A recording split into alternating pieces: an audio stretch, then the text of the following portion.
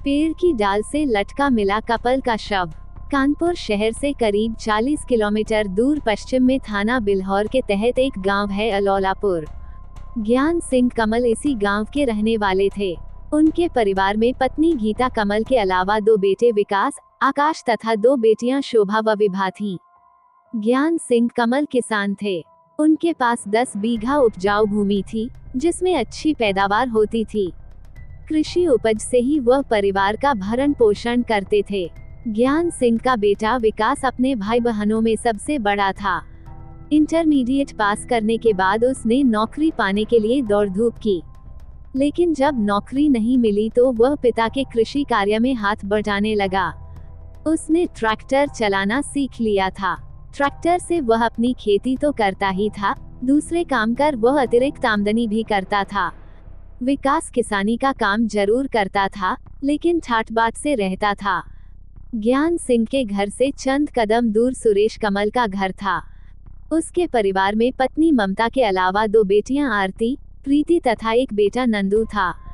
सुरेश और ज्ञान सिंह एक ही कुनबे के थे और रिश्ते में भाई भाई थे।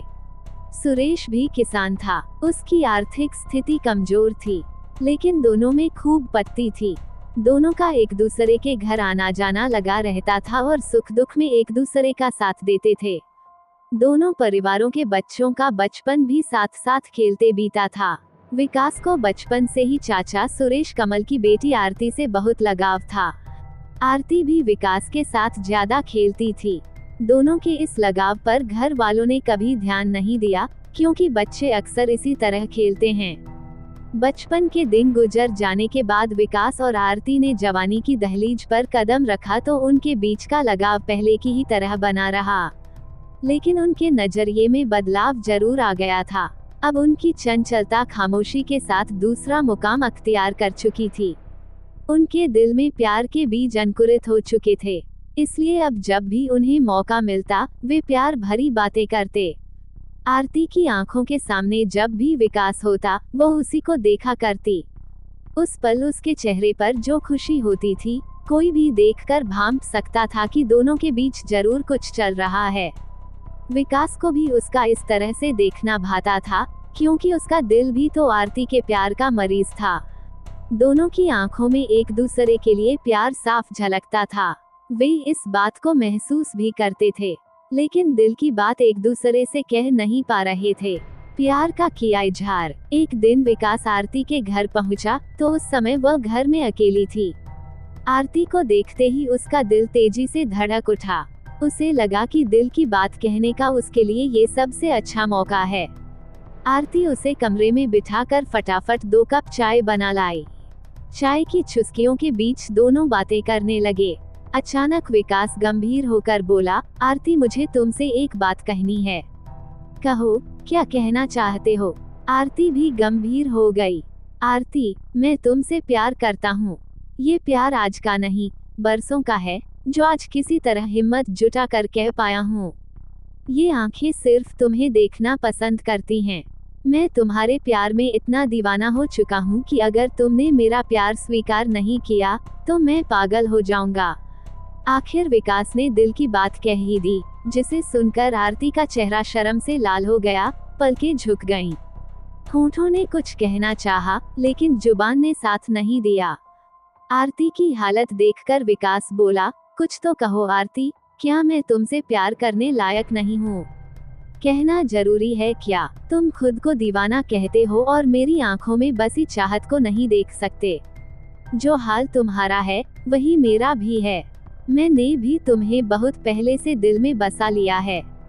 डरती थी कि कहीं यह मेरा एक तरफा प्यार न हो। आरती ने भी चाहत का इजहार कर दिया। आरती की बात सुनकर विकास खुशी से झूम उठा। उसे लगा कि सारी दुनिया की दौलत आरती के रूप में उसकी झोली में आकर समा गई है। दोनों के बीच प्यार का इजहार हो गया तो फिर एकांत में भी मिलने जुलने का सिलसिला शुरू हो गया। दोनों गांव के बाहर सुनसान जगह पर मिलने लगे। वे एक दूसरे पर जमकर प्यार बरसाते और हमेशा एक दूसरे का साथ निभाने की कस्में खाते। जैसे जैसे समय बीतता गया, दोनों की चाहत बढ़ती और प्रगाढ़ होती गई। घर वालों को उन पर किसी तरह का शक इसलिए नहीं हुआ क्योंकि दोनों पारिवारिक रिश्ते में भाई बहन थे। इसी रिश्ते की आड़ में वे घर वालों को बेवकूफ बनाते रहे। उनके बीच जो प्यार उपजा था वह भाई बहन के रिश्ते को भूल गया था। मर्यादाओं में रहते हुए वे जीवन के हसीन ख्वाब देखने लगे थे, लेकिन उनके संबंध ज्यादा दिनों तक छिपे न रह सके। एक दिन आरती की मां ममता ने उसकी और विकास की बातें सुन ली। इसके बाद वह आरती और विकास के ज्यादा मिलने का मतलब समझ गई। शाम को उसने इस बारे में बेटी से पूछा तो उसने मुस्कुराते हुए कह दिया कि उसका विकास से इस तरह का कोई संबंध नहीं है। ममता ने भी जमाना देखा था, वह समझ गई कि बेटी झूठ बोल रही है, इसलिए उसने उससे सख्ती से पूछताछ की तो आरती को सच उगलना ही पड़ा। उसने डरते डरते कह दिया कि वो विकास से प्यार करती है। इसके बाद ममता का गुस्सा फट पड़ा। वह आरती की पिटाई करते हुए बोली, कुलच्छिनी, तुझे शर्म नहीं आई? जानती है वह तेरा क्या लगता है? कम से कम अपने रिश्ते का तो लिहाज किया होता। मम्मी, वो कोई सगा भाई थोड़े ही है और जब प्यार होता है तो वह रिश्ता नहीं देखता। हम दोनों ही एक दूसरे को चाहते हैं। आरती ने रोते हुए कहा। अच्छा, बहुत जुबान चल रही है, अभी खींचती हूँ तेरी जुबान। कहते हुए ममता ने उस पर लात और थप्पड़ों की बरसात कर दी। लेकिन आरती यही कहती रही कि चाहे वह उसे कितना भी मार ले, वो विकास को नहीं छोड़ेगी। आरती की पिटाई करते करते जब ममता हौंफने लगी तो एक और बैठकर उसे भला बुरा कहने लगी। साथ ही उसने धमकी दी, आने दे तेरे बाप को, वही तेरी ठीक से खबर लेंगे। बहुत उड़ने लगी है न तू, अब तेरे पर कतरने ही पड़ेंगे। आरती सुबकती रही। शाम को जब सुरेश आया तो ममता ने सारी बात उसे बता दी। सुरेश को गुस्सा तो बहुत आया, लेकिन उसने समझदारी से काम लिया। उसने उसे दूसरे कमरे में ले जाकर समझाया, उसे भाई बहन के रिश्ते की गहराई बताते हुए कहा कि उसके इस कदम से गांव में रहना दूभर हो जाएगा। किसी के सामने वह सिर तक नहीं उठा सकेगा। पिता की बातें आरती को अच्छी तो लगी, लेकिन उसके सामने समस्या ये थी कि वह विकास से उसके साथ जीने मरने का वादा कर चुकी थी। अब उसके सामने एक और पिता की इज्जत थी तो दूसरी ओर वह प्यार था, जिसके लिए वह कुछ भी करने का वादा कर चुकी थी। अंत में वह इस नतीजे पर पहुंची कि वह घर वालों की इज्जत के लिए अपने प्यार को एक सपने की तरह भुलाने की कोशिश करेगी। इसलिए उसने पिता से वादा कर लिया कि अब वह विकास से नहीं मिलेगी। ये बात करीब 1 साल पहले की है। आरती की पिटाई वाली बात विकास को पता चल चुकी थी। उसके मन में इस बात का डर था कि कहीं चाचा सुरेश ये शिकायत उसकी मां से न कर दें। इसी डर की वजह से उसने आरती के घर जाना बंद कर दिया। दूसरी ओर आरती उसे भुलाने की कोशिश करने लगी थी, इसलिए उसने भी विकास की देहरी नहीं लांघी। लेकिन ये सिलसिला ज्यादा दिनों तक कायम नहीं रह सका। चूंकि दोनों लंबे समय से एक दूसरे को प्यार करते आ रहे थे, इसलिए उनकी यादें जेहन में घूम रही थीं, जो उन्हें विचलित कर रही थीं। विकास का मन आरती से मिलने को विचलित था, लेकिन समस्या ये थी कि वह उससे कैसे मिले। आरती का व्यवहार देखकर उसके घर वालों ने यही समझा कि वो विकास को भूल चुकी है, इसलिए उन्होंने उस पर निगरानी बंद कर दी। एक दिन आरती घर में अकेली थी तो विकास उससे मिलने पहुंच गया। अचानक घर में विकास को देखकर आरती बोली, तुम यहाँ क्यों आ गए? कोई आ गया तो मुसीबत खड़ी हो जाएगी। मैं तुमसे सिर्फ ये पूछने आया हूँ कि तुम मुझे इतनी जल्दी भूल कैसे गई? विकास ने पूछा। भूली नहीं हूँ, मजबूरी है। मेरी जगह तुम होते तो तुम भी यही करते, आरती ने कहा। आरती की इस बात से विकास खुश हो गया और उसने आरती को झट से अपने गले लगाकर कहा, तुम चिंता मत करो, मैं मुलाकात का कोई ना कोई रास्ता निकाल लूंगा। प्रेमी से मिलने के बाद आरती अपने पिता से किए गए वादे को भूल गई। वह भी विकास से खूब बातें करना चाहती थी, लेकिन उसे इस बात का डर था कि कहीं उसकी माँ या पिता न आ जाएं। इसलिए उसने विकास से कहा, विकास, इससे पहले कि यहाँ कोई आ जाए, तुम चले जाओ। विकास वहाँ से चला गया। प्रेमिका से मिलकर उसे बड़ा सुकून मिला था। 2-3 दिन बाद उसने एक मोबाइल फोन खरीदकर आरती को दे दिया। इसके बाद आरती चोरी छिपे विकास से बातें करने लगी। इससे उनके मिलने में आसानी हो गई। इस तरह उनका प्यार पहले की तरह ही चलने लगा। लेकिन उनका चोरी छिपे मिलने मिलाने का ये खेल ज्यादा दिनों तक नहीं चल सका। एक रात अचानक आरती की मां ममता की आंखें खुली तो उसने आरती को चारपाई से गायब पाया। बेटी की तलाश में वह छत पर पहुंची तो वह वहां उसे कुर्सी पर बैठी देखकर चौंकी। मां की आहट पाते ही आरती ने प्रेमी से चल रही बातचीत बंद कर दी और मोबाइल फोन छिपाने लगी। ममता ने उसे कुछ छिपाते देख तो लिया था, लेकिन उसे यह पता नहीं था कि उसने क्या छिपाया है। उसने आरती से इतनी रात को छत पर अकेली बैठने की वजह पूछी तो वह सकपका गई। तब उसने पूछा, तूने अभी क्या छिपाया है, दिखा। कुछ नहीं छिपाया है मम्मी, आरती घबरा कर बोली। ममता ने कोई चीज रखते हुए देखा था। बेटी की बात सुनकर ममता को लगा कि वह झूठ बोल रही है। उसने आरती के सीने पर हाथ डाला तो वहां मोबाइल देखकर पूछा, ये किसका मोबाइल है और किससे बातें कर रही थी?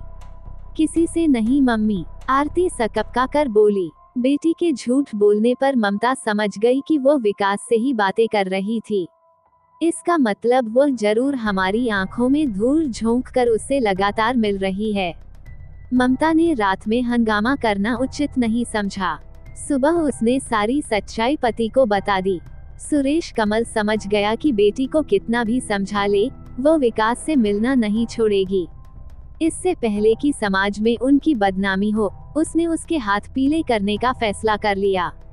आरती की मां ममता ने भी अपनी जेठानी गीता से उसके बेटे विकास की शिकायत कर दी।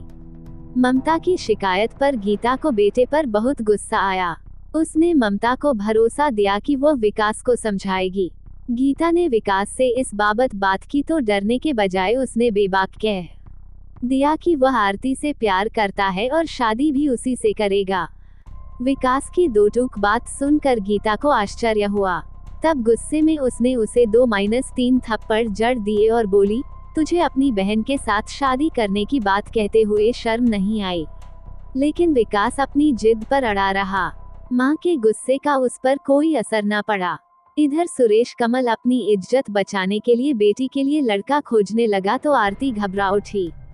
उसने एक रोज किसी तरह विकास से मुलाकात की और बताया कि उसके घर वाले जल्द ही उसका रिश्ता तय करने वाले हैं, लेकिन वह किसी और की दुल्हन बनने के बजाय मौत को गले लगाना पसंद करेगी।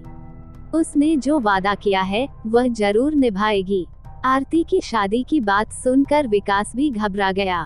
उसने कहा, आरती, तुम्हारी जुदाई में बर्दाश्त नहीं कर पाऊंगा।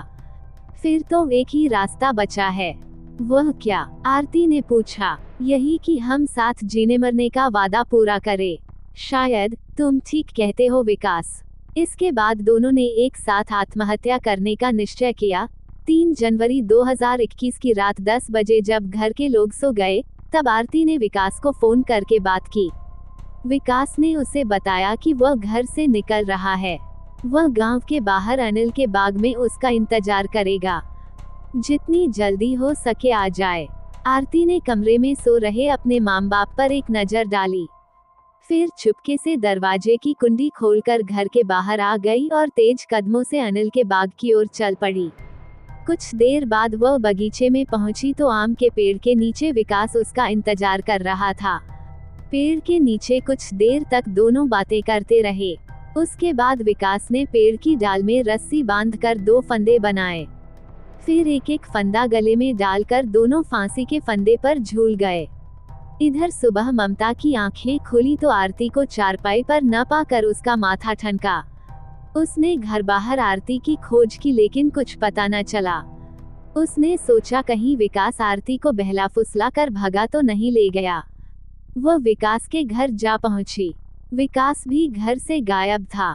अब दोनों के घर वाले विकास और आरती की खोज करने लगे। ज्ञान सिंह व सुरेश अपने साथियों के साथ दोनों की तलाश में गांव के बाहर अनिल के बाग में पहुंचे तो उनके मुंह से चीख निकल गई। विकास और आरती पेड़ की डाल से बंधी रस्सी के सहारे फांसी के फंदे पर झूल रहे थे। इसके बाद तो पूरे गांव में सनसनी फैल गई। देखते ही देखते सैकड़ों लोग घटनास्थल पर आ गए। ममता और गीता अपने बच्चों को फांसी के फंदे पर झूलता देखकर फफक कर रो पड़ी। इसी बीच गांव के किसी युवक ने थाना बिल्हौर पुलिस को सूचना दे दी। सूचना पाते ही थाना प्रभारी प्रेम नारायण बाजपाई घटनास्थल आ गए। उनकी सूचना पर एसपी पश्चिम अनिल कुमार तथा सीओ अशोक कुमार सिंह भी आ गए। पुलिस अधिकारियों ने घटनास्थल का बारीकी से निरीक्षण किया तथा दोनों के घर वालों से पूछताछ की। मृतक विकास की उम्र 22 वर्ष के आसपास थी तथा मृतका आरती की उम्र 20 साल थी। निरीक्षण के बाद दोनों शवों को फांसी के फंदे से उतारकर पोस्टमार्टम के लिए हेलट अस्पताल भिजवा दिया गया। थाना प्रभारी प्रेम नारायण बाजपाई को पूछताछ से पता चला कि विकास और आरती प्रेमी प्रेमिका थे। घर वालों को उनका रिश्ता मंजूर न था, अतः दोनों ने आत्महत्या कर ली। थाना प्रभारी बाजपाई ने आत्महत्या प्रकरण को थाने में दर्ज तो किया, लेकिन दोनों की मौत हो जाने से प्रकरण को बंद कर दिया गया।